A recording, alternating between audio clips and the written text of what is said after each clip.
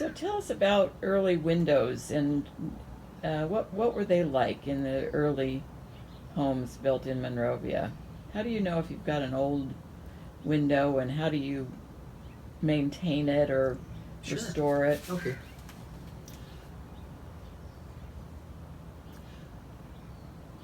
I think the predominating choice of windows was double hung windows, two sashes. They would have been installed using sash weights, ropes, and pulleys to aid in raising and lowering them. If you ask Jimi Hendrix, he'll tell you it was the most perfect window system ever devised. That may not be original with him, but that's his opinion. It's mine also. It's a great system. What can happen over time, of course, is that paint can be applied so that the channels are no longer as wide as they were originally, which means it's difficult then to raise and lower the sashes. Another thing that happens sometimes is painters will be a little sloppy, and they will paint the ropes, which makes them brittle and then subject to breaking much more easily than if they'd been left natural and unpainted. Some of the windows were installed with access hatches in the sides so that you could replace the sash ropes when they broke. It's surprising because the Blair house, which I moved, which would have been a moderate to slightly higher than moderate priced house, had no access pockets in the windows. My own house, which was not a high-end house, it was just a typical, maybe lower middle class house, had pockets, I mean, access hatches, so, go figure. Maybe it was a custom thing. When you placed the window order, you specified that there would be access hatches included in the side. Anyway, with the access hatches, the only hazard is getting those loose without breaking them because they've normally been painted shut. Or, in the case of windows with no access hatches, finding someone with the skill of the patients to properly create an access. And you could tell a little bit about that. You found somebody who was quite able to take your window and get the access hatches installed and replace the sash ropes without having to pry off a casing with the risk of breaking a casing. And what about the glass? The glass. How do you tell if glass is old? And is old good or not? Or well, should you depends. replace it for nice clear glass? If you're a techie, you probably think, oh, it should be smooth. And if you're a purist, you're going to say, oh, it should be wavy and have a bubble or two in it. The glass of that era, as I understand it, was originally blown in cylinder form. And then they would take those cylinders and heat them till they were liquid form again. And they would pour them over a concrete surface, which had been made as smooth as possible, but nonetheless had some irregularities. And that would explain why there is waviness in the glass. As well, the fact it was a cylinder might explain some of the waviness. The fact that it was irregular would explain some of the unevenness of the surface. So if you take an old sash and you look at it sideways, so that there's light shining on it, you can normally tell if it's old because of the unevenness of the surface. And also, if you look at the glass itself, you can frequently see some waviness to it. So is it a good thing to have old glass in your old house? If you're a purist, it is. So when I started out on my house, I was not as careful as I could have been, and I broke some of the original window glass from 1887. So the most recent go-around with refurbishing window sashes, I engaged Jimi Hendrix to work on them, and we got there. He said, how about window glass? And I thought, well, I checked in with a company that manufactures reproduction glass in about 3 grades, depending on the degree of authenticity you want. They'll do colonial glass for you that looks like it was from 17 whatever in terms of waviness and unevenness. Then there's kind of a moderate one where it has some waviness that would have been typical, let's say, of the 19th century. And then they do a newer glass that's not just like new glass, but almost very close.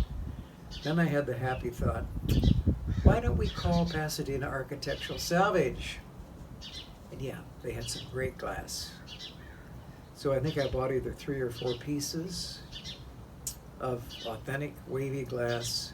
Jimmy may have found 1 or 2 at Duarte Glass. Anyway, the new glass is either 1887 or close to it and has all the characteristics of that period. So now if I'm in the yard and I look up at the side of the house to the windows on the second story, particularly because the light shines better on those, I can look sideways and see the waves in it and think, okay, I've atoned for my previous sins. What about this new trend of putting in vinyl? Is it vinyl glass? Speaking of sins. Speaking of grievous sin, What's wrong with that? well, first thing that comes to mind, there are no long-term trials of how well that holds up. How well that holds up. I mean, the company can promise you, oh, you'll never have to do anything with them again. Easy to say. Vinyl windows have not been around 40, 50, 60 years. How do we know at that length of time what condition they're going to be in? We don't. All we have is the promise of the manufacturer, who in 60 years will not be around to replace them should they fail. Now, what about the other parts of windows like screens? What was normal? What was usual in these older houses? Couple different situations. Mills View, for example, which was obviously a high-end house, it had screens on the interior rather than the exterior, which are great. They were, double hung screens, top and bottom sash, and they were the third level. So the first level, if you will, or the first section would have been the top sash of the window. The next, let's say channel, how about that? The next channel contained the bottom sash. The third channel on the inside had these interior window screens, which are great. Great from the standpoint that they didn't get the direct sunlight, which meant the screening material probably held up longer, and also meant that if you wanted to take them out, they were probably spring-loaded so you could take them out and take the dust off or whatever. And then you could raise or lower them if you wanted unimpeded flow of air. You could just drop the screen down without the top half being free, or the bottom. And then if you wanted it screened, you had screening top to bottom, and you could open the bottom sash up a little bit, drop the top a little bit, and have a nice circulation of air going on. The other ones, most of the ones I've seen were on the exterior. Sometimes they were full screen, sometimes they were a half screen, where the bottom half of the window, double hung window, would have a screen on it and the top would not. You could, of course, you couldn't open the top or drop the top down or raise the bottom up, but you did have the advantage of light, unscreened light coming through the top sash into the room for lighting purposes. And then you could open the bottom sash for air circulation, and the screen would keep the flies out. Now, what about windows that weren't clear? How often were windows tinted or decorated, the glass part? Okay. The very plainest would have been a single pane of glass for each sash.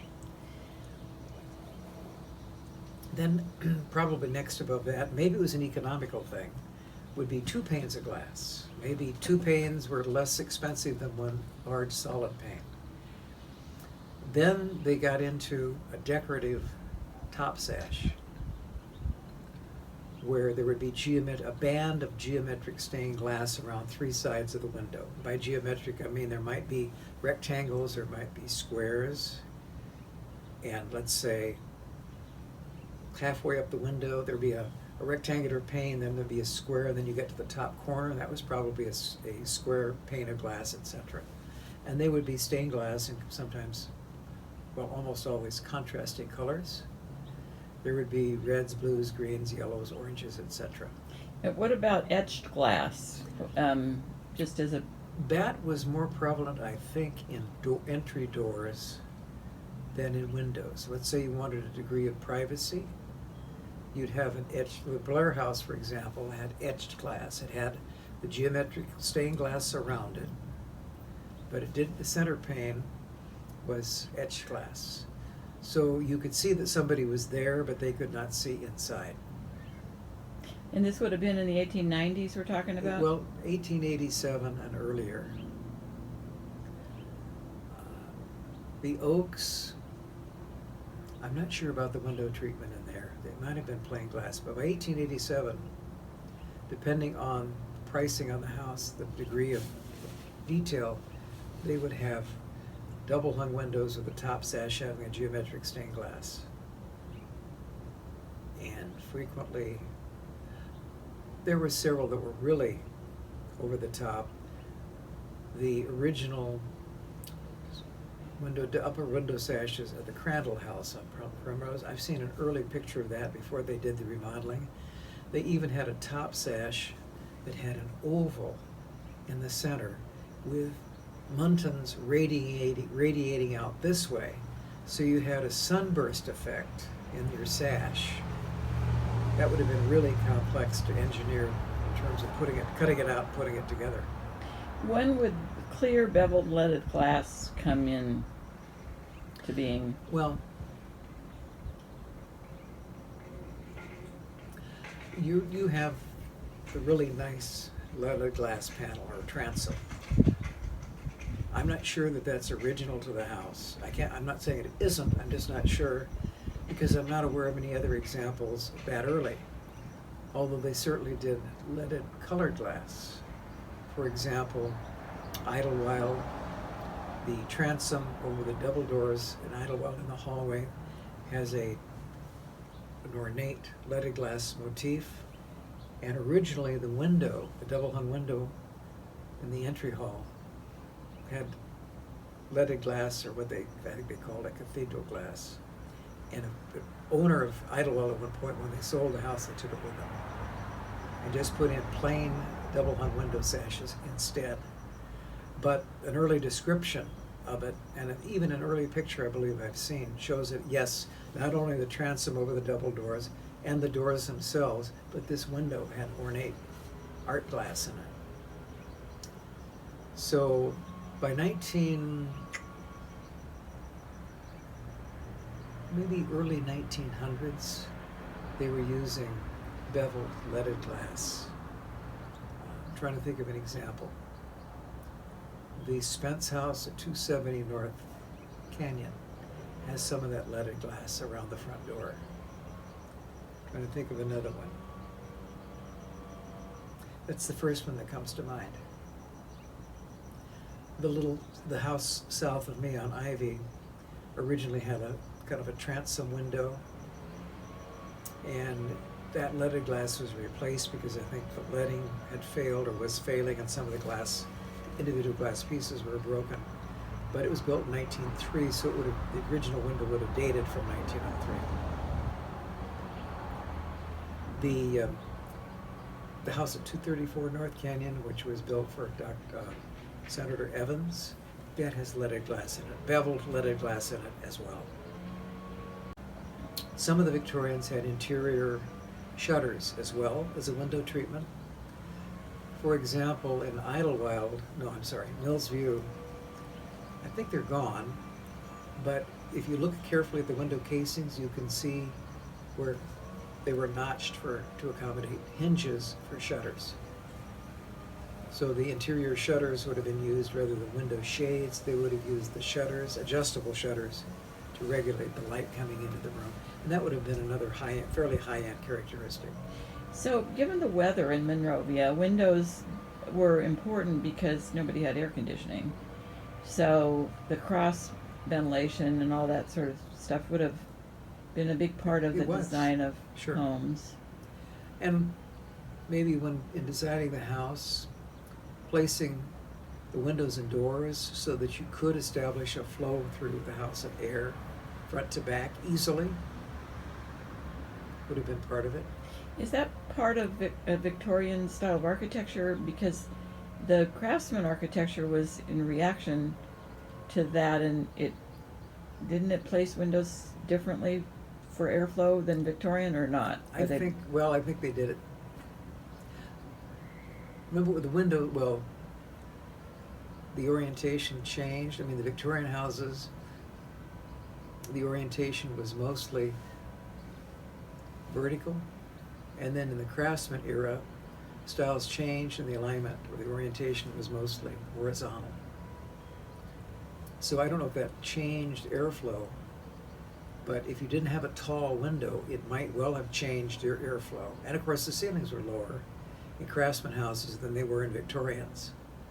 So they're, what, about 12 feet tall in Victorian houses? Yeah, 10, 9, 10, 11, 12. 12 of the most high-end houses. 9 and 10, I think, was typical. Which means hot air rises, and so the hot air would... Well, consider the Anderson house with 12-foot ceilings. A very modest house, but high ceilings. And the high ceiling, of course, would have been a boon in the wintertime. I'm sorry, in the summertime when the warm air rose. And yes, you could be in a room and the top part might have had a considerably higher temperature because the hotter air had risen to the top. And the windows then would tend to be tall? Yeah, that was right. Well, again, the houses were oriented, or the architecture was oriented vertically rather than horizontally. You look at a Victorian house and you say, it's tall in comparison to its width. And then you look at a Craftsman that goes this way, and a Victorian that goes this way. High ceilings, fairly narrow in comparison to the height of the house, and of course, usually tall roof systems with attic space sometimes. And how long were Victorians around? Well, what I read is that Queen Anne style was introduced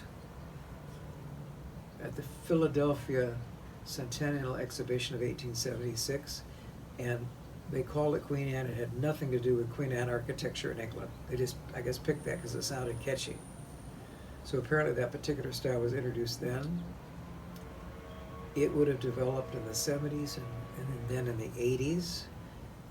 And by the time Monrovia was established, Queen Anne and Eastlake were kind of the prevailing styles of architecture. Eastlake being a little simpler, more applied ornamentation, stickwork, etc. Queen Anne would have, not exclusively, but Queen Anne would have used more curvilinear style. They would have had like a round counter tower as opposed to a square corner tower. Other elements that would not have been quite as rectilinear as Eastlake. So my story, went to the British Museum in London, and I said, I'm interested to see some of your Eastlake style domestic furniture. They guided me to this, or directed me to one section. And I took a look at this piece of furniture. It wasn't the Eastlake I knew. It was medieval. Turns out that they had hijacked Eastlake's name and applied it to a style of architecture that he probably abhorred. Who stole it? The American furniture manufacturers decided we're going to call our product Eastlake style. And I think Eastlake probably shuddered in horror because it didn't match his ideal at all.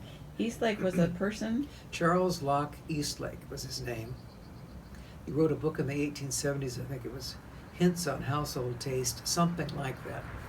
And it was a guide on how someone could aesthetically decorate their mid-Victorian home. So as I say, my piece of Eastlake furniture at the British Museum turned out to be medieval, thank you.